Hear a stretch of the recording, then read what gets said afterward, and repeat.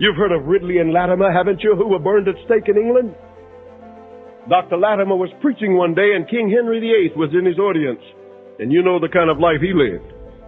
There was something about the straight message of Dr. Latimer that offended King Henry VIII, and he stormed out of the church in anger.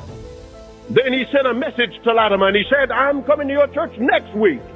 And I want you to preach a sermon, and not only preach one that pleases me, but apologize for having offended.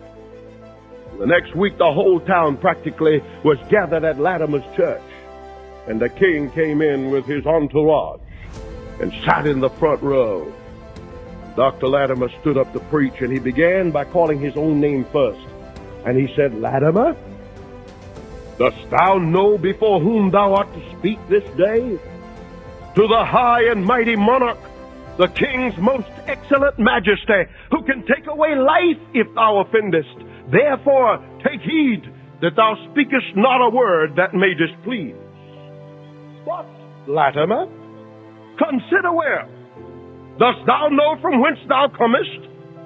Upon whose message thou art sent?